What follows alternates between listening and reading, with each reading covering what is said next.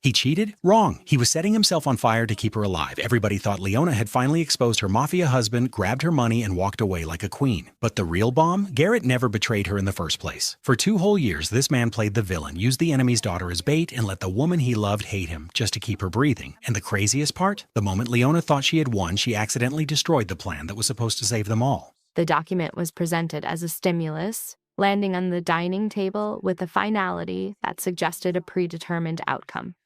The subject, Leona Calloway, exhibited no physiological startle response. She maintained her position at the kitchen island as they entered. Garrett, the primary aggressor, performing a rehearsed cuff adjustment, a clear indicator of a premeditated psychological maneuver. He was followed by Monique Voss, whose crimson attire functioned as a display of dominance. Her nonverbal cues, including a proprietary survey of the penthouse, indicated a territorial and acquisitive mindset.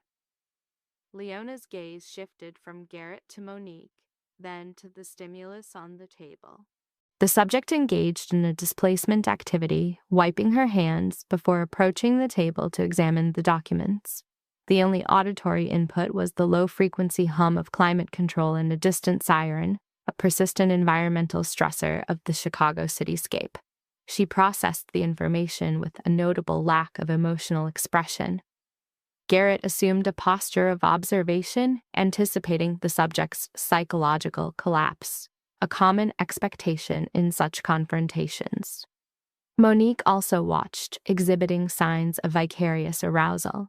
Leona returned the papers to the table, her gesture of smoothing them flat, a subversion of the expected victim response, instead signaling control.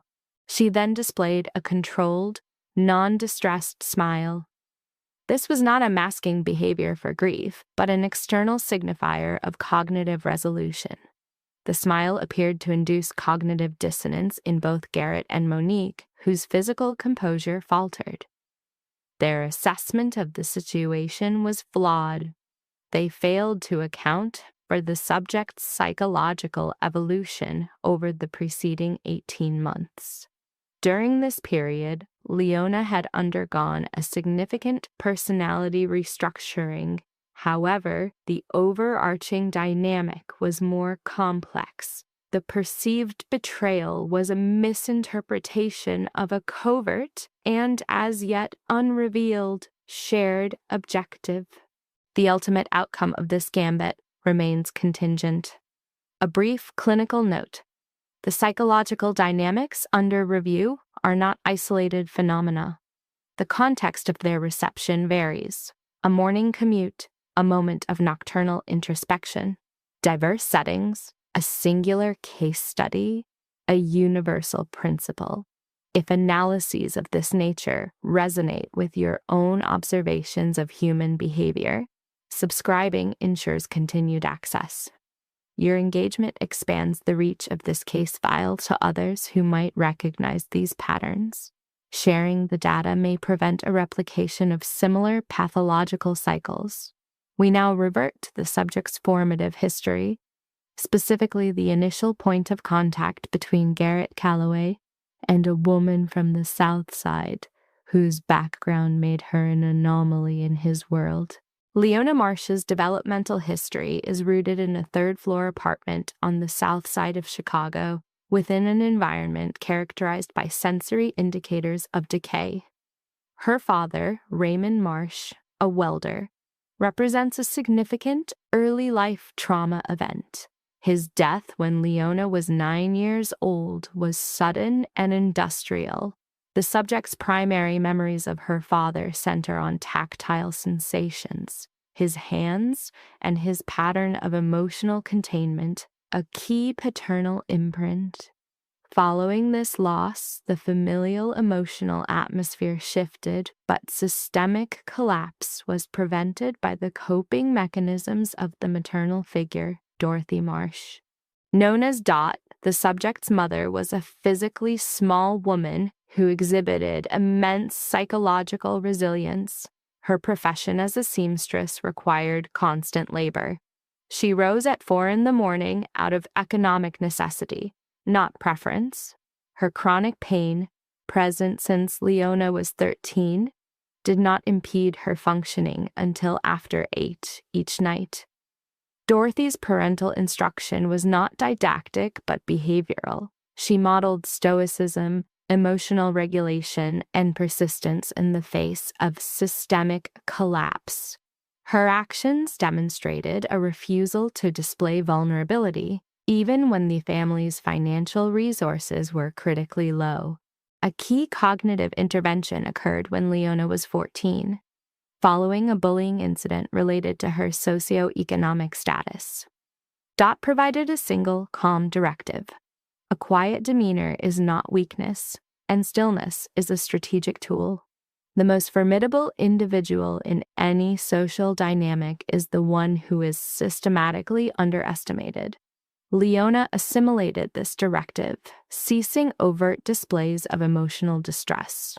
This principle became an internalized covert coping mechanism. Due to financial constraints, she did not pursue higher education, a factor that shaped her subsequent developmental path. Leona possessed an innate aptitude for spatial and aesthetic organization, a skill not acquirable through formal instruction. She initiated a program of self-directed learning in interior design using publicly available resources.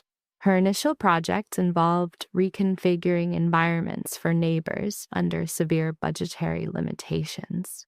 This demonstrated an early capacity for resourcefulness. Leona's core insight was that aesthetic value is derived not from capital, but from focused attention and the projection of care onto a physical space. A pre-relational baseline assessment of Leona Marsh at age 23 reveals a woman of low economic status but high ego strength, living with her mother. This psychological fortitude was a direct result of her mother's modeling of endurance and emotional containment. It was this well-developed internal framework forged by 4 a.m. mornings and a doctrine of silence that prompted Patricia Calloway's notable observation at the engagement party, an observation that would become a key data point in the Calloway family's history. However, that analysis is for a later session. Garrett Calloway's designated role was not to become a kingpin, but to be the heir to one, a critical distinction in the Chicago hierarchy. His father, Thomas Calloway, established the family enterprise in the 1990s, escalating from a single restaurant to a network of legitimate businesses. The criminal underpinnings of this empire were a topic of strict public avoidance. Thomas Calloway was assassinated 10 years prior by operatives linked by underworld consensus to the rival Voss organization. Garrett was 27 at the time of this foundational trauma. Upon receiving the news, he exhibited extreme emotional suppression, a common trait in high-functioning sociopathy or individuals with severe trauma. He did not display grief, but instead issued strategic commands to his brother, Shaw, to secure their mother. This marked the beginning of his self-directed transformation into his father's successor. A decade later, at 37, Garrett Calloway's name was synonymous with a specific blend of fear and necessity in the city's psyche. He had doubled the family's assets, maintaining both overt and covert operations. The hidden operations, where subjects his legal team ensured were never committed to any permanent record. His methodology was not overt aggression, but strategic silence and decisive action, eliminating the need for repeated warnings. His mother, Patricia Calloway, age 63, resided in the Lincoln Park mansion. As the kingpin's widow, she held a powerful, untitled position as the family's matriarch. Patricia Calloway did not command through volume, but through the manipulation of social expectation and subtle, nonverbal cues. Her ability to place a teacup on a saucer without a sound could signal critical disapproval, inducing immediate anxiety in her audience. The subject's mother functioned as a single parent, following the father's progressive withdrawal and eventual abandonment. Shaw, the subject's younger brother at 33, managed the family's operational concerns with a subdued demeanor and an unspoken allegiance. The initial encounter with Leona occurred 4 years prior to the precipitating incident at a minor West Loop art gallery. The subject's presence there was not driven by artistic appreciation, but by the gallery's utility as a discrete channel for financial transactions. His attention, however, fixated on Leona before any artwork. He observed her attempting to hang a large frame with resolute independence, foregoing any appeal for assistance. The subject remained a passive observer for approximately 5 minutes until his presence was detected. Her reaction lacked deference. She stated simply, "You're early. The exhibition doesn't start until 6 o'clock." This atypical response reportedly induced a rare state of cognitive dissonance in the subject, leaving him momentarily unable to reply. The pairing was, on the surface, incongruous, defined by a vast socioeconomic chasm. Her background was working class. His was the apex of a criminal enterprise. Yet the subject perceived in Leona qualities absent in his environment: authenticity and a self-possession not born of fear. This precipitated a formalization of their bond within 8 months. At a celebratory event, Patricia Calloway, the subject's mother, approached Leona and publicly noted her inherent fortitude, adding a direct warning, "Don't you dare break it." The subject dismissed this admonition as histrionics. Shaw's nonverbal response, however, suggested a deeper processing of the statement. The subject would later recontextualize this moment as a prescient diagnosis. The subsequent 4-year marriage was a period of managed confinement for Leona within a space she curated yet could not escape. This environment was a penthouse apartment in a building the subject owned, with views over Chicago. Leona had converted the sterile architecture into an environment that elicited a subdued, almost reverent response from visitors. Her selections were guided by the principle of creating a living space over a mere showroom.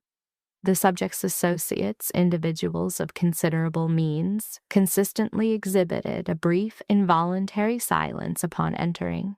This reaction served as external validation for Leona, confirming her efficacy within this limited domain. Aesthetic control was the sole variable Leona managed during the 4 years of their marriage. Her autonomy in all other areas was subject to a gradual, almost imperceptible erosion. This process began in the first year with the cessation of her employment, which the subject rationalized as a measure for her protection. Leona acquiesced. In the second year, her movements were placed under constant surveillance by security personnel, transforming all public excursions into monitored events. Progressively, her geographic and social boundaries contracted without formal decree. Her social network atrophied as individuals instinctively distanced themselves from the subject's high-risk environment. One friend, Nell Tucker, remained, but their interactions became heavily regulated. Leona's mother, Dot Marsh, was advised to reduce her visits via a communication from Perry Hayes, the subject's subordinate, who cited heightened security concerns. Marsh should call rather than visit. Leona processed the subtext of this directive. The completion of her enclosure had occurred covertly. The primary source of her psychological distress, however, was not isolation, but a profound internal void. An initial attempt to conceive after 1 year of marriage was unsuccessful. A subsequent round of IVF at an exclusive Streeterville clinic, characterized by its sterile atmosphere, also failed. The negative outcome prompted a 3-day period of somatic withdrawal as she processed a failure impervious to effort. A second IVF cycle 6 months later resulted in a pregnancy terminating at 7 weeks. During the onset of this loss, she experienced cognitive dissonance, focusing on the aesthetic quality of a countertop she had chosen. A third failure, 9 months before the inciting incident, left her feeling that the meticulously designed space was the most desolate place she had ever known. The subject's reaction to these failures was marked by emotional withdrawal. He offered no reassurance, instead increasing his time away from the residence, creating a palpable distance between them.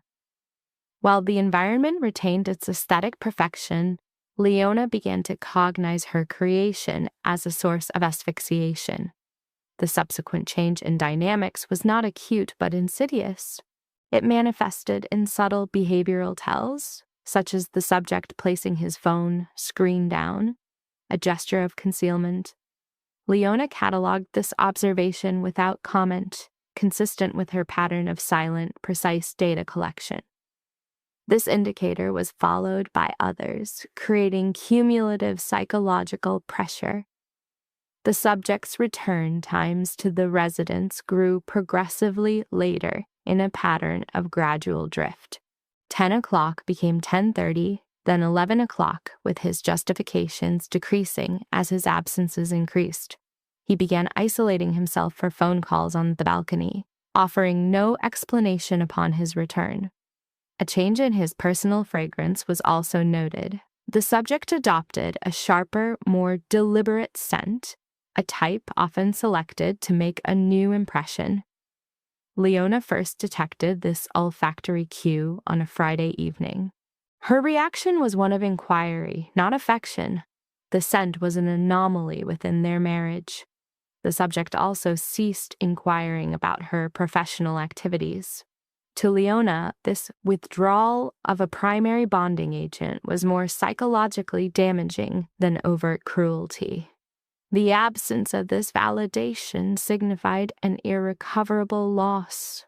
Consequently, the shared ritual of quiet evening cohabitation ended, replaced by a silence indicative of profound disconnection. A perceptible warmth had vanished. Post-dinner, Garrett would either sequester himself in the study, exit the residence, or occupy the sofa with a psychological distance more palpable to Leona than any physical barrier. His presence became a void, an absence far more acute than that of someone geographically removed. The initial evidentiary artifact was not a confession or a digital slip. It was discovered precisely folded within the inner pocket of a charcoal vest Leona was preparing for dry cleaning on a routine Monday. The document was a receipt from the Peninsula Chicago for a 2-night stay, including room service for 2, dated to the exact period of Garrett's supposed Miami business trip the week prior. Standing in the dressing room, Leona held the receipt and conducted a slow, deliberate 2-pass verification of its contents, not from a lack of comprehension, but to negate the possibility of cognitive error. She then sat on the bed's edge, the paper on her lap, remaining motionless for 20 minutes. There was no lacrimation, no somatic tremor, no attempt to contact an outside party. She processed the data in a manner akin to a patient internalizing a grave medical diagnosis, absorbing its implications, calculating its impact, and compartmentalizing what must change from what must endure. In this period, Leona's cognitions did not focus on Garrett. They focused on Dot. They focused on her mother, standing erect in the sewing shop at 4 a.m, swollen ankles, an unbowed spine, never resting until the task was complete. She contemplated the probable response of this maternal imago. Dot, were she present in a dressing room larger than their former shared apartment. Dot would never display vulnerability for an adversary to witness. Leona refolded the receipt along its original creases, returned it to the vest's inner pocket, replaced the garment on its hanger, smoothed the shoulder once, and then exited. She proceeded to the kitchen and commenced dinner preparations. Her hands were steady, her posture was erect. The daughter of Dot Marsh would not capitulate to a piece of paper. 3 weeks following this discovery, Nell Tucker requested a lunch meeting. Nell, proprietor of a Wicker Park flower shop, was 29 with loosely tied brown hair and hands perpetually marked by thorns and florist wire. She represented the sole remaining social tie in Leona's life, not severed by Garrett's security apparatus, likely because Nell's profession in floristry was deemed a non-threat. They convened at their usual North Side establishment, at a window table with ample light and a familiar menu. Yet on this day, Nell delayed her order. Upon sitting, she began to compulsively rearrange the silverware, a cycle of alignment and disarray. For the initial 10 minutes, Nell's discourse centered on meteorology, a weekend wedding floral arrangement, and the escalating cost of peonies. Leona listened, fully aware that these were all verbal diversions from the meeting's true purpose. Leona possessed sufficient experience with the silences of others to identify when a speaker was deferring a painful disclosure. Finally, Nell set down the cutlery, clasped her hands on the table, and, without making eye contact, stated quietly that she had seen Garrett with a woman at the peninsula's ground floor bar the previous week while making a delivery. Their proximity, she indicated, was intimate and required no further elaboration. Following the statement, Nell became silent, her hands still locked together. When she finally raised her gaze, Leona immediately identified the emotion in her eyes as shame. Not for any wrongdoing, but the vicarious shame of being the messenger of such intelligence. This was information no one wishes to deliver and no one wishes to receive. Nell had clearly rehearsed the conversation multiple times, finding no iteration that could mitigate the damage. Leona observed Nell. She did not blink, did not inhale sharply, did not move her chair. She reached across the table, making brief, light contact with Nell's hand, a gesture of acknowledgement, not melodrama. Then Leona stated, in a tone she might use with a supplier, "Thank you for informing me. And if you observe it again, please let me know." Nell was silent for 3 seconds. She had braced for tears, for hysterics, for a violent gesture, for the expected emotional collapse of a woman receiving devastating news. What she received was a calm directive from a subject sitting with a straight back, an untouched glass of water, and completely dry eyes. Nell's mouth opened, then closed, and she nodded. They proceeded to order and consume their lunch as if they were two ordinary friends, discussing peonies and the wedding, never again referencing the peninsula. That evening, after the kitchen was clean and Garrett was in the living room, his phone inverted on the armrest, per his nightly ritual, Leona entered the guest bedroom, closed the door, sat on the bed, and telephoned Frederick Harmon.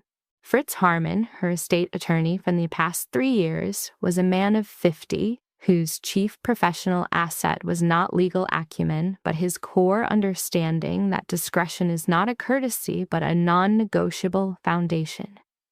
Leona's consultation with Fritz lasted for 40 minutes. She did not exhibit emotional distress. She posed precise questions and recorded notes in a small leather-bound notebook from her nightstand, a notebook Garrett had never inspected, his curiosity about her internal world having long since atrophied. After concluding the call, Leona remained seated for another 5 minutes, not for emotional regulation, but for strategic finalization. When she rose, opened the door, and walked past Garrett's static form without a glance, that decision was fully consolidated. The moment was devoid of noise or drama. It was simply a subject rising in silence to initiate a new course of action. Fritz Harmon operated from a small office on the 6th floor of a LaSalle Street building. It lacked prominent signage, a receptionist, or a lavish waiting area. Only a dark wood door bore his name in minuscule engraving. At 50, with short silver hair and always in a white shirt with sleeves buttoned, he had a practice of waiting a full 10 seconds after another person had finished speaking before offering his own reply. This was not a sign of slow processing, but of a meticulous weighing of necessity for every word he was about to utter. In his 3 years handling Leona's design firm contracts, no document had ever been compromised, no figure had been inaccurate, and no communication had been misdirected. Leona selected him for his unparalleled discretion, not his reputation. In the week following the late-night call, Leona visited Fritz's office twice. Both meetings occurred in the afternoon, while Garrett was geographically distant and she utilized a standard taxi for transport. Each session was contained within a 1-hour time frame. She brought the small leather notebook and a pre-written list of queries in a neat, compact script. Each question was targeted at a specific node within her and Garrett's shared financial network. Fritz listened, nodded, provided answers, and refrained from asking about her motives. He had enough professional experience to recognize that when a female client presents a list of questions regarding joint assets with completely dry eyes, the underlying reason is self-evident. Leona's strategy was not complex, but it demanded a rare level of patience. The interior design company she founded pre-marriage was registered solely under her maiden name, Leona Marsh, and Fritz confirmed it was legally insulated from marital assets. She left it untouched. However, the joint accounts, the commingled investment portfolio, and the 2 properties titled in both their names, these she began to systematically disentangle. The process was slow, legal, and executed one transaction at a time, with each withdrawal kept beneath the threshold that would trigger an alert to Garrett or his accountant. Fritz oversaw every step. Each transaction was documented. Each transfer had a plausible written justification. No action was illicit, rushed, or left a forensic trail that a passive observer would detect. Leona extracted her capital from Garrett's sphere of influence like a quiet, inexorable tide without announcement or drama, exploiting every available fissure with focused intent. She then unearthed a matter Fritz termed a significant liability, which Leona dismissed with such composure that Fritz had to reassess her grasp of the situation. The Lincoln Park property, titled jointly by Garrett and presented to her as a long-range investment, was encumbered by a development loan he had secured without her knowledge. To be precise, her signature appeared on the co-guarantor forms, yet Leona had never endorsed, seen, or been aware of these documents. Her name had been forged on loan agreements for a property whose true function was unknown to her. The sole individual with access to all relevant paperwork was Garrett. Fritz presented the open file on the desk before Leona, flipped to the page with the signature, and remained silent. For 15 seconds, Leona scrutinized the signature. It mimicked hers with near perfection, but the terminal stroke in Marsh was discernibly shorter. Leona recognized this anomaly from the thousands of times she had signed her own name. She knew the exact point of cessation for her hand. That was not her hand. She transported the file in her handbag to the penthouse that night, waited for Garrett's sleep, and then sat at the kitchen table, the papers arranged before her, until almost 2 a.m. She exhibited no anger. If it existed, the emotion was located at a depth beyond any surface expression. She analyzed every page, every stipulation, and every figure. Then she proceeded to the printer in Garrett's office, duplicated the entire file, and placed the copies in a manila envelope. She secreted it in the bottom drawer of a suitcase within the guest room closet, restored the originals to their exact location, and retired to bed. She initiated no confrontation with Garrett. She did not contact Fritz at 2 a.m. She merely integrated another data point into the psychological profile she was silently constructing and continued her observation. At home, their life proceeded as a performance where both had parts, but only one knew she was acting. Leona prepared meals, arranged the table, and escorted Garrett to functions among Chicago's clandestine elite, always in exquisite dresses she had selected, shaking the correct hands, smiling at opportune moments, and uttering proper phrases. She was a flawless specimen of a kingpin's spouse, composed, supportive, and positioned precisely where required. And Garrett perceived that composure as docility.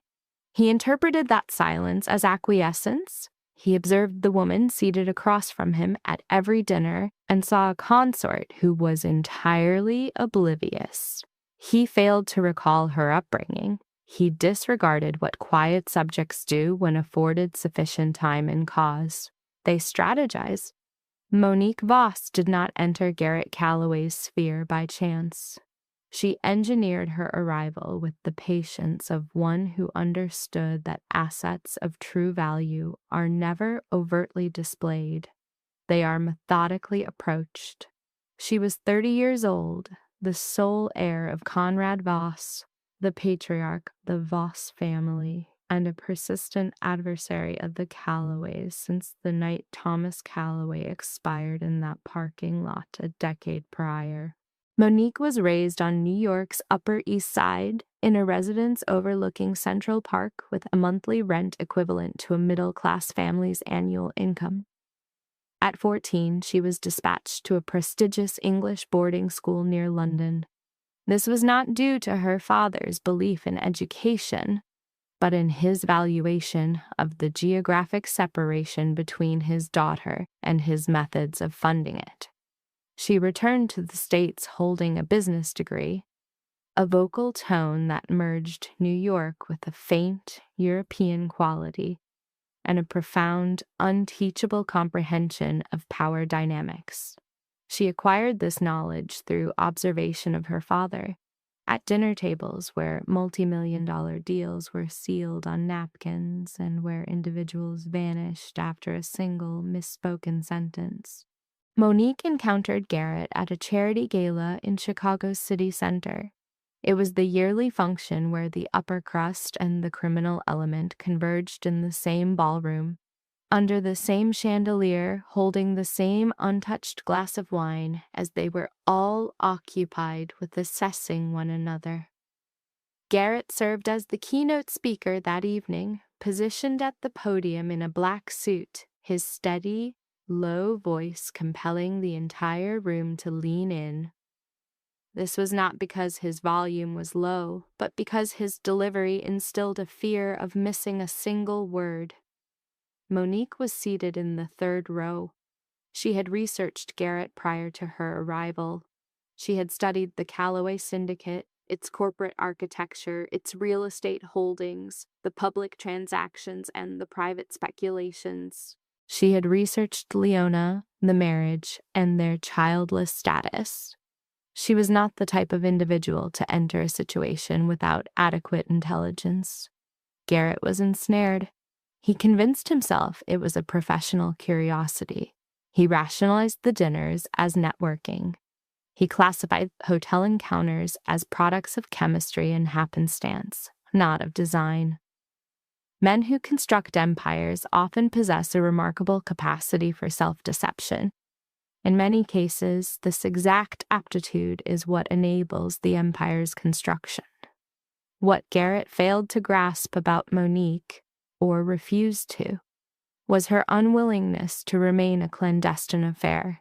She had observed too many women in that role who subsequently aged into obscurity. She desired the residence, the status, the entire life, and she perceived Leona not as a competitor, but as a placeholder. She began to operate on Garrett's psyche with surgical precision. She never made a direct assault on Leona, an action that would activate Garrett's protective responses, however diminished they had become. Instead, she introduced subtle, patient, and calculated suggestions. "She still operates on a smaller scale," Monique would remark, reclining next to Garrett in hotel rooms with the sterile scent of air conditioning and room service. "I don't say it with cruelty, but you have surpassed that world. She continues to inhabit it, and comfort cannot share a bed with ambition indefinitely." She never stated Leona was inferior. She framed Garrett as superior, a far more effective proposition. Garrett, shaped by observing his mother's sacrifices, harbored a deep, unaddressed fear of stasis, of remaining stationary while the world advanced. Monique diagnosed this within the first month and systematically nurtured it each week. Concurrently, Leona was observing everything.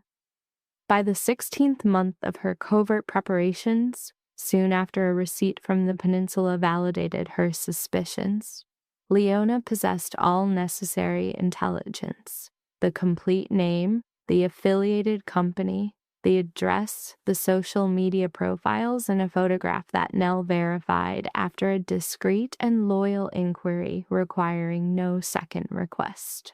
Leona examined Monique's photograph on her phone's screen for a prolonged period, not with animosity, but with clinical assessment. She immediately identified Monique's type: not theatrically malevolent, but strategic, a goal-oriented subject who equated acquisition with merit. She also grasped something further that caused her to set the phone down and gaze out the penthouse window at Chicago's darkening skyline. Monique Voss was Conrad Voss's daughter. This signified that the situation was far larger than infidelity, hotel rooms, red dresses, and sharp perfume. It was a power play, and Leona, Dot Marsh's daughter, the quiet woman whom no one in the room ever registered, began to realize she was not just preparing to dissolve a marriage. She was preparing to exit a conflict in which she had been unknowingly utilized as a pawn. We now revert to that Tuesday at the Gold Coast penthouse, to the moment following the smile that neither Garrett nor Monique comprehended. Leona stood with both hands on the table, the divorce documents lying between them like a newly drawn boundary. And the smile remained, but its nature had altered. It was no longer composure, but readiness. The readiness of a person who has waited an extensive time to speak, and the moment has finally arrived. She looked directly at Garrett and stated, "I have been anticipating this, waiting for you to do this in my presence because I required a witness." She then shifted her gaze to Monique upon uttering the word witness, and Monique, for the first time since entering the apartment, transferred her weight between her feet. Leona pivoted back to the kitchen island and opened the third drawer down, where she stored dish towels and oven mitts. From its very bottom, she extracted a brown file folder Garrett had never seen, as he had never once opened a kitchen drawer. She put the folder on the table next to Garrett's divorce papers and opened it. Inside were pristine printed documents chronologically organized, with each page marked by colored tabs. Records of financial transfers, property deeds, notices of dissolved shared assets, and investment withdrawal statements. 18 months of Leona's work resided within that folder. Page by page and transaction by transaction, she had executed every maneuver in absolute secrecy, directly beneath the notice of the man who governed half of Chicago but could not govern his own wife. "I signed divorce papers 3 weeks ago," Leona announced. "My version, my attorney already possesses it, so your documents today are somewhat tardy." Garrett stared at the folder, his jaw working, but he produced no sound. Leona paged through each section, speaking in the flat tone of someone reciting a grocery list. The Gold Coast property, separate from this penthouse, was transferred to my sole ownership 14 days ago, legally notarized and confirmed by counsel on both sides. The joint financial entity was officially dissolved in January. My client's capital contribution, 58% of the aggregate, was repatriated to her personal accounts. The corresponding joint account has since been terminated. My client's assets were extracted. The subjects remain. No assets were misappropriated. A caesura followed, not from a lack of data, but to create the necessary atmospheric pressure for the next disclosure. A report on the fraudulent signature applied to the Lincoln Park property loan has been dispatched, Leona stated, her vocal tone unaltered. Yet the ambient tension in the room shifted fundamentally. Not to law enforcement.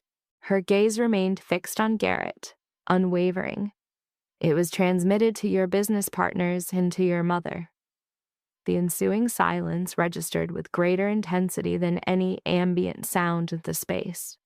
It superseded the climate control system, the external sirens, any vocalization Garrett might have anticipated. Monique's focus shifted to Garrett, and for the first time since entering the residence, her composure exhibited a microfracture, a minimal but significant destabilization. You committed forgery, Monique initiated, the sentence incomplete. Affirmative, Leona confirmed with a clinical placidity akin to verifying a logistical detail. Garrett's facial composure disintegrated entirely. The subject's rehearsed confidence vanished, as did the calculated coldness of a Chicago magnate. What remained was a primal exposure, the expression of a strategist caught in his own meticulously constructed trap. Garrett attempted to speak. "Leona, you need to listen." Leona terminated his attempt, not with elevated volume, but with a calm, more psychologically devastating than any outburst. "I am listening. My listening phase lasted 2 years. It is the reason for my current state of total awareness." She retrieved both envelopes, arranging them on the table as if they were 2 case files detailing the same pathology from different clinical perspectives. "Your mother initiated contact with me this morning," Leona reported. "My disclosure was not the source. She acquired the information independently through the city's informal intelligence networks. An informant, possibly Nell, relayed the facts. What remains certain is that by tomorrow, your partners will have completed their review of the dossier I provided." Garrett moved toward her, a proximity-seeking maneuver. Leona responded with a measured step back, a pre-calculated distance maintained by a subject who had also rehearsed this confrontation. "Business is business, Garrett," she recited. "You indoctrinated me with that principle. It was a common refrain at dinner. Business is business." "Emotions are a liability." I documented everything with precision. Monique placed her clutch on a chair. Under normal circumstances, the gesture would imply an intent to remain. In this context, it suggested a need for a stability anchor. "What is the next phase?" Monique inquired softly. Leona observed her, not with animosity or disdain, but with the specific fatigue of an individual who has lost all tolerance for subjects failing to comprehend the gravity of their situation. "Now she ascertains the true cost of her acquisition," Leona stated. She collected her car keys and her handbag, a bag packed that morning in anticipation of this exact outcome. Her timing was based on long-term surveillance of Garrett's patterns. Knowing he would select the day following her mother's departure, he perceived himself as cunning. He was unaware she had achieved strategic superiority 18 months prior. She adjusted her blouse. "I will be residing at my mother's property," she announced to the room at large. "The house key is in its designated location. I have secured all necessary personal effects." She proceeded to the exit and opened it. The afternoon light flooded the space, vast and impersonal. Leona crossed the threshold, executing a clean departure. Behind her, Garrett Calloway remained static in his living room, holding legal documents that had been preemptively answered. He was surrounded by the artifacts of a life he believed he controlled, all of them now hollowed out. 3 days after Leona's definitive exit from the penthouse, Shaw Calloway piloted his vehicle from Wicker Park to his mother's Lincoln Park residence. The 40-minute transit occurred in absolute silence. He engaged no audio systems, initiated no calls. He simply drove, engaged in deep cognitive processing. Garrett had called the previous night.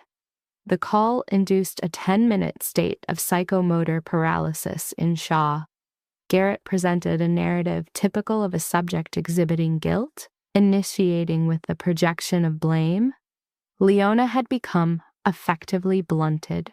Leona had withdrawn. Leona was incompatible with his new scale of operation. He spoke of Monique with the language of deterministic inevitability. "It was an emergent phenomenon, Shaw. These things occur." Shaw processed the data without interruption or counter-argument. He operated as a passive observer, allowing the subject to reveal his own deceptions. When Garrett concluded, Shaw posed a single diagnostic question. "Is Mom aware of the signature?" A pause on the line. "She is aware of a component of it," Garrett admitted. Shaw stated, "I will see her tomorrow," and terminated the call. Patricia Calloway was seated in the Lincoln Park Mansion's living room upon Shaw's arrival. She occupied the gray velvet armchair she had used for 20 years. Her posture was erect, her hands resting on an open Bible, but her gaze was directed outward, not at the text. Or perhaps her focus was entirely internal. A psychological space accessible only to matriarchs who have subordinated their lives to their progeny. A space where disappointment manifests not as volume, but as mass. A gravitational force pulling all adjacent elements downward. Shaw secured the door, her head turned. "Close the door," she commanded, despite its already being closed. Shaw understood she was not referring to the physical barrier. He sat opposite her. She bypassed all social pleasantries, proceeding directly to the primary inquiry. "The matter of the forged signature, is it factual?" This was not a question, but a request for final validation. It was a hypothesis awaiting a single data point. Shaw nodded. Patricia closed the Bible, placing it aside with the reverence of one securing a sacred object before handling a profane one. "I selected Leona," she stated. "I communicated this to him at the engagement party. I noted her structural integrity. You are aware of this, Mom. She has brought disgrace upon this family." Her voice remained steady, a quality that rendered the judgment more severe than any shout. The disgrace was not the other woman. Men exhibit cognitive lapses, but the signature, he weaponized his wife's identity for financial theft within this family. She paused, and the silence carried more weight than any subsequent vocalization. That weekend, Chicago's annual charity gala convened at a hotel on the Magnificent Mile, an event where professional and social domains intersect. Reputations are reinforced or subtly degraded via brief exchanges over cocktails and ambient music that necessitates close proximity for communication. Garrett appeared with Monique. This constituted his first major tactical miscalculation, not for appearing with her, but for doing so in a venue where his mother was also in attendance. The encounter was not engineered, it was a product of chance or a force more fundamental. The moment Patricia registered Monique on Garrett's arm, her expression solidified into one of finality.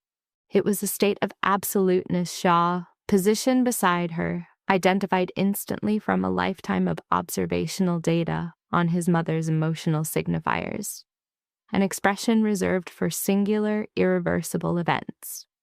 Shaw made physical contact with his mother's arm. She was immobile.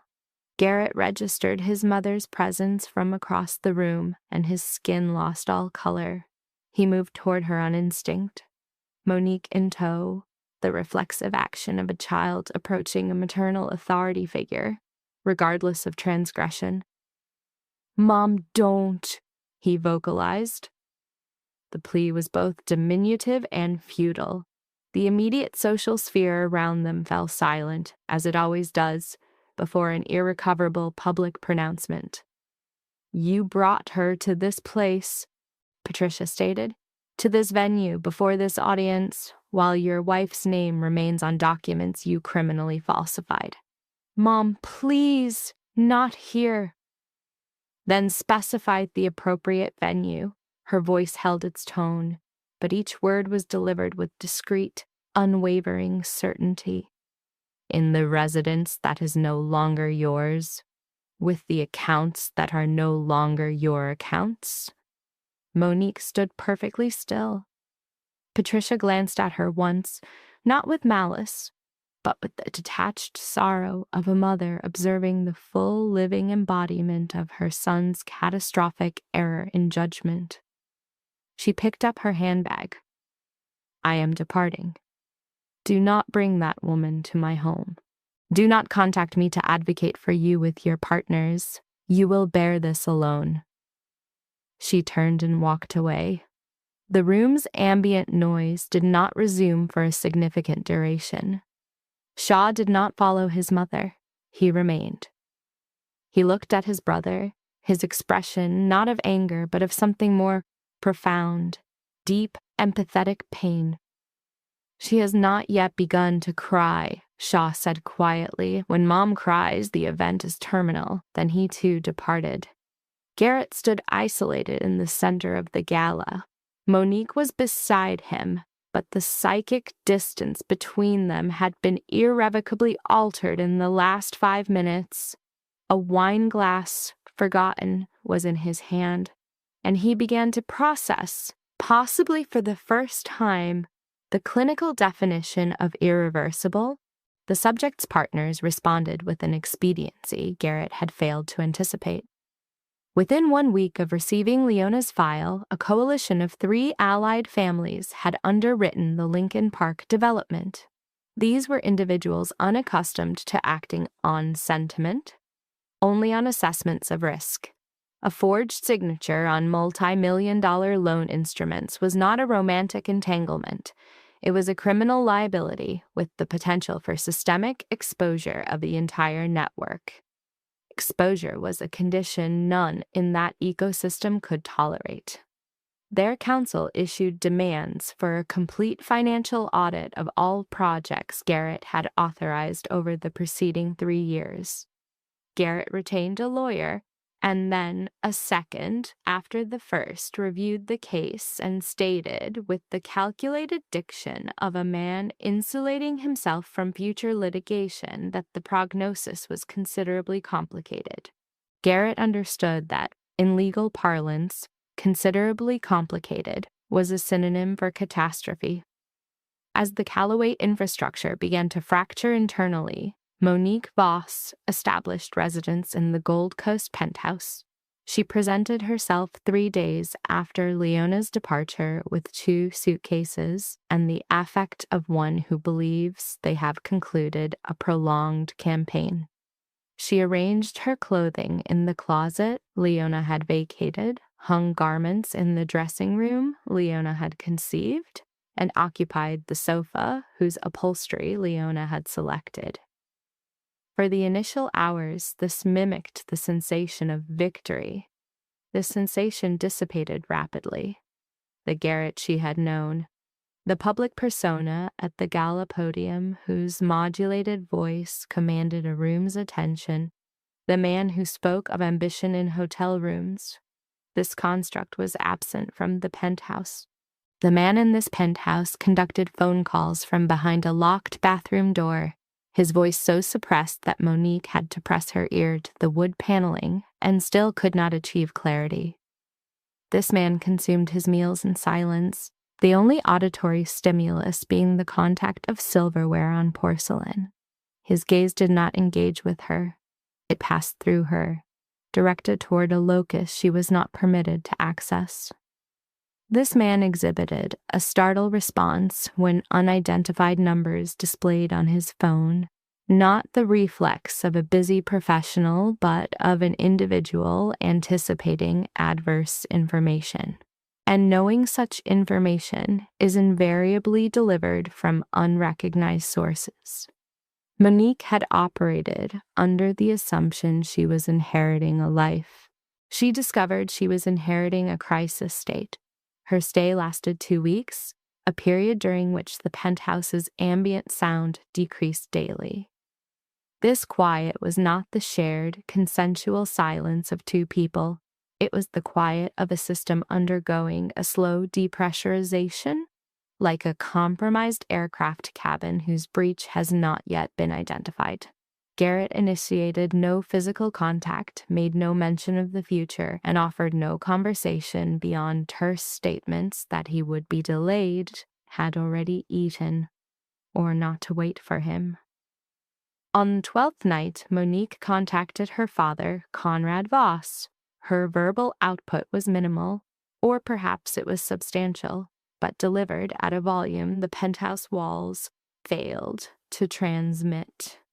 The following morning, she initiated her departure protocol. She folded the red dress she had worn upon her arrival. The garment, either an act of assertion or cruelty, was placed into her suitcase. As she maneuvered the case toward the door, she paused at the kitchen counter, removed a sheet from a notepad Leona had purchased, and wrote in a rapid, controlled script. "I'm sorry, this is a miscalculation on my part." That evening, Garrett read the note 3 times upon his return. Then he initiated a call to Shaw, who answered on the 5th ring. "She's gone," Garrett stated. "I'm aware," Shaw replied. "The partners," Garrett started. "I'm aware, Garrett." A pause.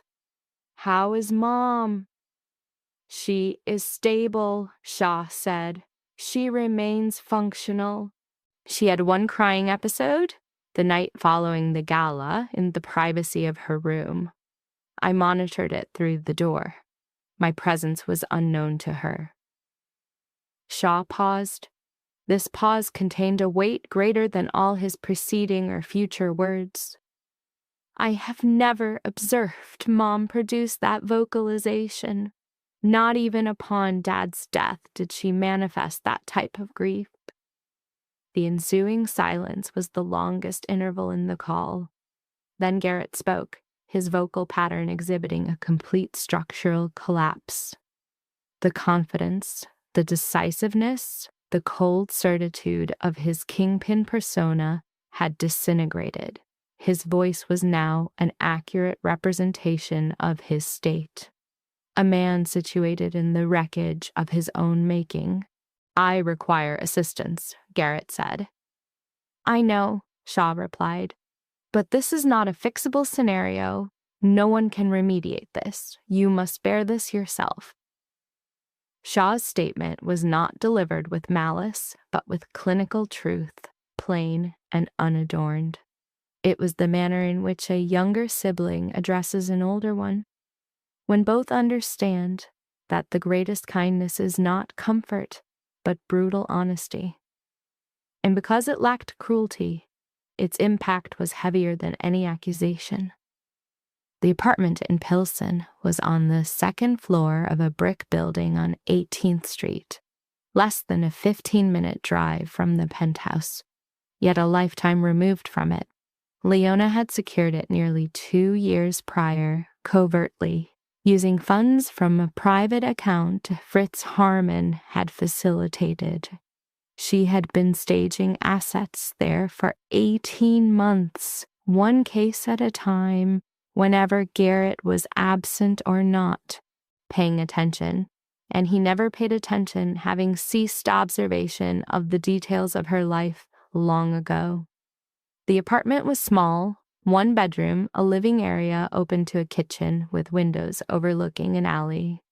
The furnishings were simple, not the simplicity of scarcity, but of a deliberate choice made by someone overexposed to beautiful things who now required only what was functional. A gray sofa, a wood table for two, white curtains she had fabricated herself. Any long-term observer of Leona would understand that for her to sew curtains herself was not an act of hiding. It was an act of constructing a defensible space. Dot Marsh visited 2 weeks after Leona's exit. She traveled from the suburbs, took a taxi, and ascended the stairs, not commenting on her knees, which were worse than the previous season. When Leona opened the door, Dot did not immediately embrace her. She entered, moved through the living room, observed the sofa and the table, and touched the curtains with her fingertips as a seamstress would, a gesture of both evaluation and respect. She assessed the order, the deliberate calm, the state of readiness the apartment projected. Then she stated, "Your preparation long predates the event." "You conditioned me for readiness," Leona replied. Dot occupied the sole chair in the room and observed her daughter for a prolonged period. Her expression showed no celebration or satisfaction, none of the joy of a mother witnessing an escape from a terrible situation. Instead, her expression was more complex, a mixture of bitterness and tenderness. It was the look of a mother who had raised a daughter to be a strong woman and was only now calculating the full cost of that strength. The years of required silence, the isolation of strategy, and the melancholia that accompanies a victory that necessitates losing a once-believed reality. "Do you feel grief?" Dot asked. Leona processed the question with clinical honesty, not providing an immediate or socially expected response, but genuinely searching for an accurate self-assessment. "Yes," she said, "not for what was lost, but for my initial prognosis of what it could become." "That is the correct object of grief," Dot confirmed. They sat together as the evening light diminished and the maple tree's shadow elongated across the floor. They exchanged few additional words. Grief sometimes requires no language. Sometimes the women who conditioned us and the women we become can sit in proximity and simply respire, and that is sufficient. But there were unknown variables. There were facts known only to two men, and it is time to introduce their testimony. Shaw Calloway possessed partial knowledge. Perry Hayes possessed complete knowledge.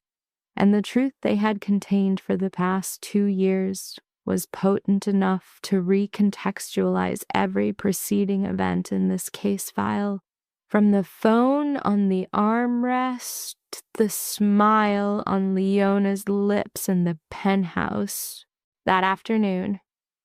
20 months prior, while Garrett was alone in his office reviewing financial reports, Perry Hayes entered and placed an envelope on his desk. It contained 12 photographs. Leona shopping. Leona consuming coffee at her preferred establishment.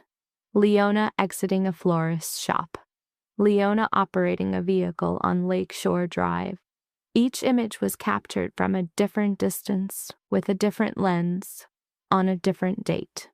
Each was annotated with the time and location in the corner, with the precision of a professional surveillance log. The final photograph was not of Leona. The last photograph was of Dot Marsh before her sewing shop, her posture erect, holding a bolt of fabric, unaware she was under observation. With the photographs was a note whose precise script presented a single directive, prompting Garrett to enter a catatonic state for 5 full minutes. The communication originated from Conrad Voss. It was not a cinematic threat, but a clinical ultimatum. The proposition was a merger, which was a euphemism for the complete absorption and surrender of the Callaway network, territory, and legacy. The alternative was a demonstration of how Conrad could replicate the loss of Thomas Callaway upon the person Garrett most valued. Garrett recognized this was not posturing. Voss had orchestrated his father's death. The surveillance photographs confirmed Voss had been monitoring Leona for weeks, documenting her routines, her patterns, and the location of her mother.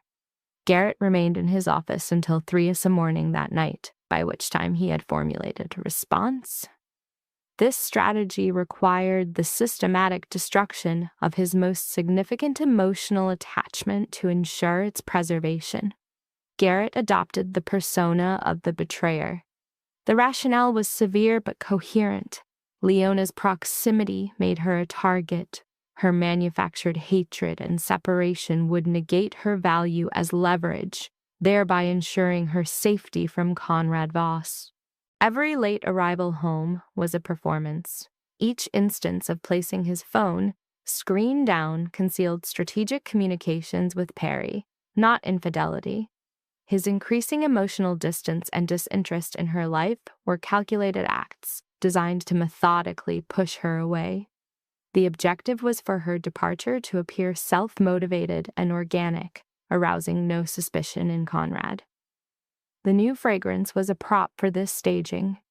Monique Voss was not a mistress. She was an instrument, deliberately drawn into his orbit as Conrad's daughter to serve as an internal reporting channel, feeding her father a curated image of a weak, pliable Garrett. Concurrently, Perry Hayes was covertly liaising with the FBI, methodically compiling a dossier on the Voss organization's criminal enterprises. The forged signature, Leona discovered, was not an act of greed. It was planted by Garrett in a non-binding decoy document intended for Voss's informants to find and report. The authentic bank records remained clean, absolving Leona of any liability. This false trail was engineered to bait Voss into co-signing a guarantee that would directly link his offshore accounts to a federal money laundering investigation. By distributing the file, Leona unintentionally signaled to Voss that his leverage was compromised, forcing a violent, premature response.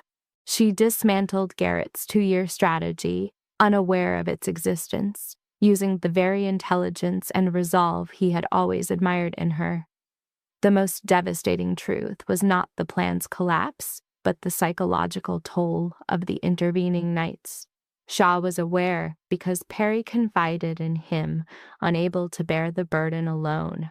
On many nights, after all communications were concluded, Garrett would sit in his office at 3 a.m, open his wedding album on his phone, and observe a single photograph of Leona smiling. He would simply gaze at that image, her face in the late afternoon light, her smile a product of her belief in him, a belief he was now systematically engineered to annihilate. Then he would lock the screen, place the phone face down, and resume his work. Perry witnessed this ritual repeatedly. One night, Perry sat with Shaw in the frigid Chicago air and articulated Garrett's condition. For 2 years, your brother has undergone a slow psychological death, not from the threat, but from watching her believe he ceased to love her. He has been forced into silence. The most inescapable prison is one constructed from the people you are trying to save. When Monique exited the penthouse, Conrad Voss lost his only surveillance asset inside the Calloway residence. And within 48 hours of the forged document reaching Garrett's partners, Conrad realized the trap had never been for Garrett at all. Garrett had been setting his own. The weakness, the distraction, the fixation on Monique, the entire 2-year display had been a meticulously crafted deception. Conrad Voss did not tolerate being manipulated. 10 years prior, he had ordered Thomas Calloway's execution and felt no remorse. The realization that he had been outplayed by Thomas's son, using his own daughter, provoked not shame, but a cold, potent anger that demanded immediate physical expression. Conrad initiated his assault on a Thursday, 3 days following Monique's departure, with a simultaneous 2-pronged attack. The primary team was dispatched to the Gold Coast penthouse to eliminate Garrett. A secondary team was sent to the south side, to the 3rd-floor apartment of Dot Marsh. Conrad operated on the principle that an attack on the mother-in-law is an attack on the wife, and an attack on the estranged wife is an attack on Garrett. Certain emotional connections persist beyond legal dissolution. Perry Hayes's intelligence saved them. He had compromised Voss's communications network 8 months prior, and this fragile link provided a 40-minute warning before the teams were deployed. 40 minutes. In their world, 40 minutes represents an eternity. Perry contacted Garrett, who then contacted Shaw. 2 calls, both under 60 seconds, contained only directives. Shaw's orders were to secure Dot on the south side and Patricia in Lincoln Park immediately. There was no time allocated for questions, only for action. Shaw executed the command in 20 minutes with perfect composure, a conditioned response from a shared traumatic history. He knew in such moments, action precedes cognition. Garrett did not retreat. He did not fortify his position in the penthouse. He, Perry, and 4 associates proceeded to the location. Intelligence suggested was Conrad's command center. It was a derelict warehouse near the harbor where the environment was a sensory mix of lake water, rust, and oil. He went not from a desire for self-destruction, but to execute the final gambit. If Conrad survived, the threat would be perpetual.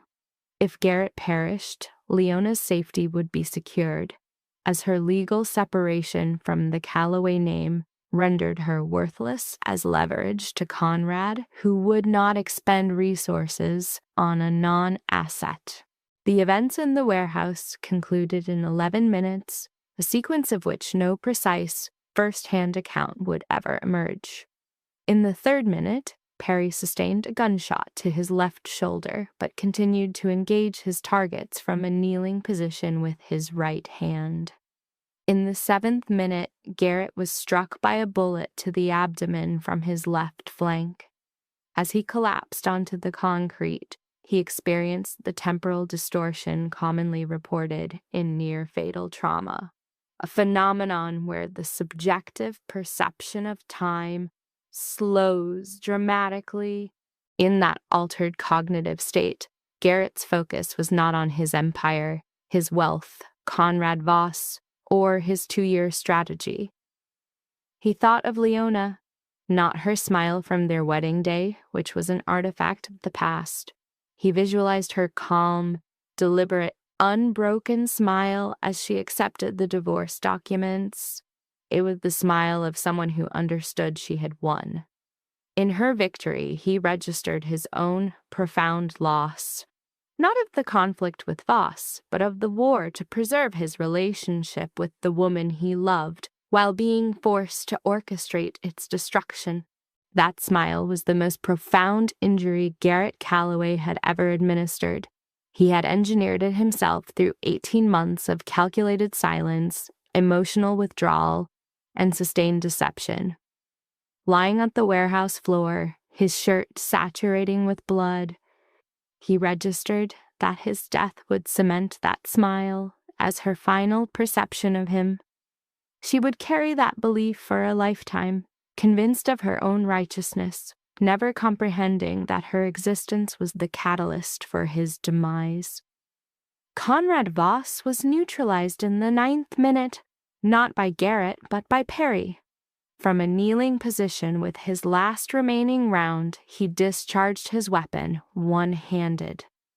2 minutes later, the strobing red and blue lights of federal vehicles saturated the warehouse. Their arrival deviated from the initial strategy, which Leona's data transmission had rendered obsolete. They converged because the evening's violence generated new forensic triggers. Gunshots logged by residents near Navy Pier prompted a local police response that revealed the incident's magnitude, necessitating emergency federal intervention. Upon entry, they discovered sufficient evidence of the Voss operation to dismantle the entire syndicate. The Voss dynasty imploded that night, not due to Garrett's meticulously constructed 2-year plan, but from a chaotic, violent, and imperfect sequence of events, the typical conclusion in that milieu. Garrett remained at the cold concrete near the harbor. His blood flow was decelerating as his system fought to conserve every drop. Paramedics were approaching as he observed the warehouse ceiling, seeing only a void. His final conscious processing was not of his own survival, but whether she would ever be informed. The communication occurred at 2:17 in the morning. Leona was supine in the Pilsen apartment, not sleeping. Her gaze was fixed on the ceiling, a state common since vacating penthouse. It wasn't fear. Night simply eroded the daytime defenses that suppressed unwanted cognitions. The phone's vibration on the nightstand illuminated Shaw's name. Leona responded because Shaw had never initiated contact, not once in 4 years. All communication had been routed through Garrett. A direct call from Shaw at 2 in the morning signified an event that could not be deferred until sunrise. A tremor in Shaw's voice was the stimulus that made Leona sit erect. Not the content of his speech, but the vocal instability. Shaw Calloway was a subject whose emotional baseline was unwavering placidity. If his voice was unstable, the fundamental order of things had fractured. Northwestern Memorial, Shaw stated, immediately.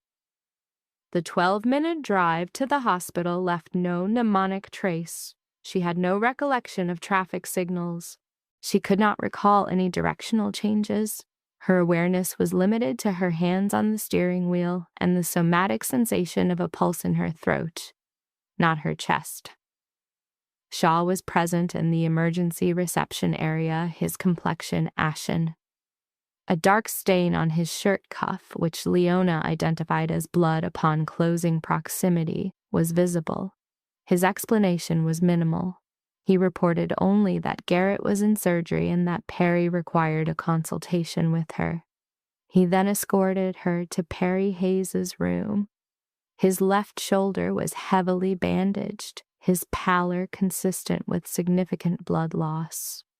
But his eyes were lucid, the lucidity of a man unburdening a prolonged secret on its final night. Perry observed Leona in the doorway and made no social overtures. He didn't inquire about her well-being. He simply commenced the debriefing. He began with the inciting incident, the 12 photographs, the unmarked envelope on Garrett's desk 2 years prior, the threat from Conrad Voss. He relayed each data point with methodical precision in chronological succession, omitting no details and adding no emotional inflection. Perry understood the gravity of this truth required no embellishment. Each fact Perry presented was a fresh psychological trauma for Leona. Garrett's infidelity was a fabrication, a calculated performance. First, trauma. Garrett's emotional distance was a protective measure. Every instance of coldness, every failure to inquire about her career, Each evening he kept to himself. He was creating distance to ensure her safety. Second trauma. Monique was not a paramour. She was an asset. Garrett leveraged Conrad's daughter to acquire intelligence and project an image Conrad expected to see. A compromised Garrett submitting to the trap. Third trauma. The forged signature on the Lincoln Park file was an entrapment device for Voss. When Leona exposed it, she nullified Garrett's 2-year operation, the very plan for which he had sacrificed his marriage, his wife's trust, his mother's affection, and his own moral integrity. The final, deepest, most penetrating trauma. "And every night he was cold to you," Perry stated, his voice for the first time containing an element beyond fatigue.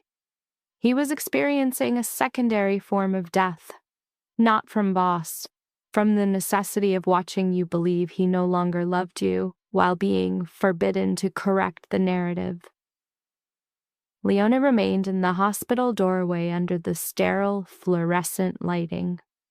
And for the first time since the narrative's inception, since locating the receipt, since Nell's disclosure, since uncovering the forgery at 2 a.m, since placing the folder on the table and smiling at Garrett, since exiting the penthouse, since telling Dot she was mourning a potentiality, for the first time, Leona wept, not with restraint, not in the controlled manner Dot Marsh had conditioned her to.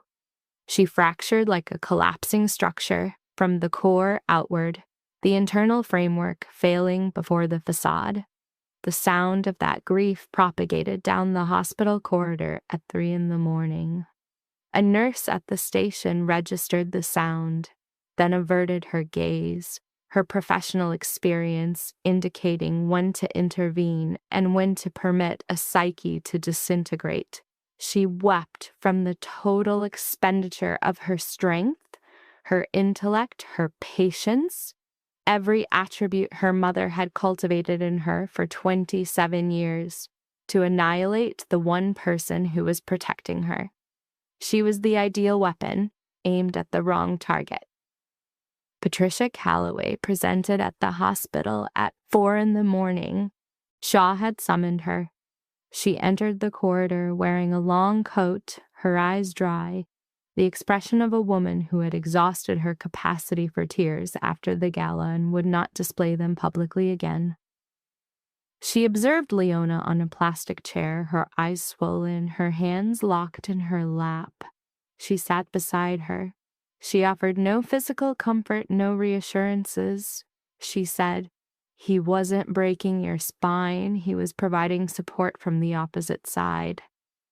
Leona met her mother-in-law's gaze, and for the first time in 4 years, the two women saw each other not through their assigned familial roles, but as two mothers, one facing the potential loss of a son, one a husband, and the distinction between their griefs was almost non-existent. The doctor permitted Leona entry at 5 a.m.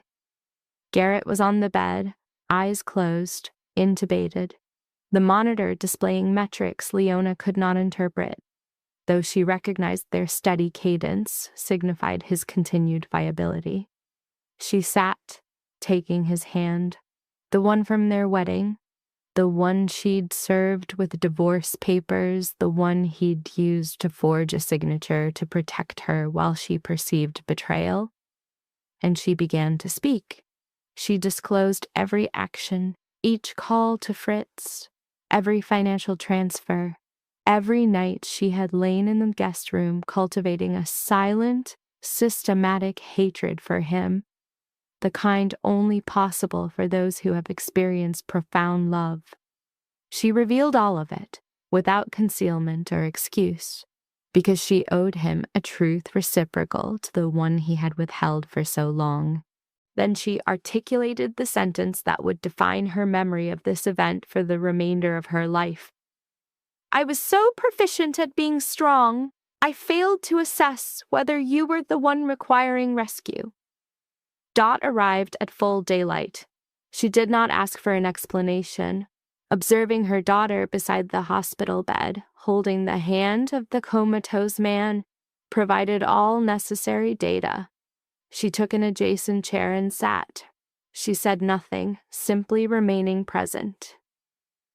Sometimes the ultimate display of strength is not an action, but the quiet act of presence, an acceptance that some variables exist beyond the control of even the most formidable individuals. Garrett Calloway regained consciousness on the third post-operative day. The sterile white light and the monitor's rhythmic pulse were the initial sensory inputs he processed. The third was the pressure of a hand holding his. A slow turn of his head revealed Leona in the plastic chair, her eyes inflamed, her hair hastily secured, wearing the gray sweater he associated with domestic evenings when they still shared a sofa. She was observing him with an expression he had never before witnessed.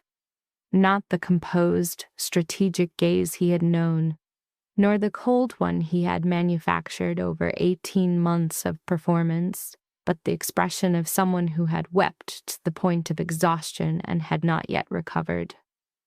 They maintained silent eye contact for an extended period, a silence exclusive to two people who have inflicted deep wounds upon each other, where all words are too insignificant for the gulf between them, yet too immense for the confined space of the hospital room. Subject Garrett initiated communication, his vocalization labored, each syllable a study in somatic effort. That smile, he articulated, referencing the day of the document exchange, registered as a greater psychological trauma than any ballistic wound. Subject Leona maintained physical contact, a typical response in trauma-bonded pairs. Her verbalization, "I thought you'd given up on us," suggests a fear of abandonment common in such dynamics. Garrett's response, framed by the physiological stress of exsanguination and a 3-day coma, presented a calculated shift in demeanor, a regression to a persona Leona associated with their initial encounter 4 years prior, a time of perceived vulnerability. His statement, "I gave up everything, except you," is a classic manipulation, reframing his self-preservation as a sacrifice for her. The subsequent process, labeled healing, was not a singular event, but a prolonged period of psychological renegotiation, marked by confrontational sessions where both subjects articulated long-suppressed grievances, a textbook airing of resentments common to codependent partnerships. The 18-month exit strategy and the failure to communicate were presented as mutual failings, a complex attribution of blame where both subjects claimed a degree of justification. This is the core challenge in resolving such pathological bonds. Not the absolution of a single transgression, but reconciling the conflicting, self-serving narratives that nearly resulted in their mutual destruction. The matriarch, Patricia, intervened during the second week of Garrett's hospitalization. Her posture was rigid, her expression a mixture of maternal anxiety and severe appraisal. Her directive was not one of emotional counsel, but of cold strategy. Trust that girl enough to tell her the truth? "A woman who can survive your betrayal can certainly survive your war," she concluded, clinically assessing Leona's resilience as a viable asset. Garrett's nonverbal assent, a mere nod, was assessed as a significant commitment, superseding prior verbal contracts. In a separate observation, a significant interaction occurred outside the primary subject's awareness. Dot Marsh and Patricia Calloway encountered one another, their first contact in 4 years. The subjects, matriarchs from starkly divergent socioeconomic ecosystems, a South Side seamstress and a Lincoln Park crime syndicate widow, paused, acknowledging a shared, unspoken territory. The bond between them was primal, rooted in the shared experience of raising progeny alone, under duress, and having recently faced the potential loss of that progeny. Dot initiated with the observation, "Our children are stubborn." Patricia's response, a rare and faint smile, was a confirmation of this shared genetic assessment. "They inherited that from us," she stated. The two then entered a period of shared, silent observation in the sterile corridor, a nonverbal pact between two matriarchs, a fusion of two lives into a single, untranslatable understanding. 1 year post-incident, subjects Leona and Garrett relocated to a Pilsen apartment, a significant downgrade from the Gold Coast penthouse, indicating a strategic reduction in their public profile. The new dwelling on 18th Street faced a maple tree. The subjects' new growth after winter served as a metaphor for their own state. Smaller, simpler, more authentic. Leona reestablished her enterprise, securing 2 new contracts, methodically rebuilding her professional identity. This was not driven by financial necessity, but by a psychological need to reclaim agency, a critical phase in recovery from a controlling relationship. This reinitiation represented choice, a stark contrast to the desperation of her initial efforts at age 23. Garrett divested from his criminal organization, ceding control of the Callaway empire to the subordinate Shaw, who had been managing operations covertly for 4 years. Shaw immediately began the process of legitimization, a strategic pivot Garrett was psychologically incapable of executing, his primary modality being conflict, not adaptation. The subordinate, Perry Hayes, survived the incident with lasting physical impairment to his left shoulder, a permanent somatic reminder of his loyalty. During a domestic observation, Leona was engaged in hanging hand-sewn curtains. Garrett positioned himself below, hands in pockets, a posture of passive observation. His comment, "It's crooked," was not benign but a subtle assertion of dominance, a micro-critique of her task. Leona's response, a smile, was not the calculated expression observed in the penthouse, but a new, adaptive mechanism, a de-escalation tactic developed to manage his narcissistic provocations without triggering a conflict cycle. "Everything beautiful is a little crooked," she replied, a statement of cognitive reframing, her rationalization for accepting a flawed partner. Garrett's subsequent laughter was only the second genuine instance observed in their history. The first occurred 4 years prior at the West Loop Gallery. Between these two displays of spontaneous emotion lay a significant history of trauma, bloodshed, and near-fatal events. On the kitchen table, the precise location where divorce papers were presented 4 years earlier, initiating this case study, now lay a different document, not a legal filing, not a strategic weapon, but an ultrasound result. The positive test, placed next to a cup of fresh coffee, signaled a new phase. Garrett's daily preparation of this beverage was a ritual, a learned behavior designed to demonstrate care through small, consistent actions rather than grand, manipulative gestures. Leona's consumption of the coffee represented her daily choice to continue the dynamic, a continuous act of forgiveness rather than a singular past event. This may be the most functional iteration of a bond between two such damaged subjects. A final clinical note: the quiet hypervigilance of a traumatized subject should never be mistaken for passivity. She is always observing. Similarly, the silence of a possessive subject should never be mistaken for disengagement. He never stopped. We have reached the conclusion of this case file. A final query for the observer. How did the psychological dynamics of subjects Leona and Garrett resonate with your understanding of pathological bonds? In your own clinical or personal observations, have you noted instances where prolonged silence led to negative outcomes, or where precipitous action precluded necessary inquiry? The most significant data often lies not in overt actions, but in the critical failures of communication between subjects. I invite you to log your analytical thoughts in the provided section below. Each observation adds to the larger data set.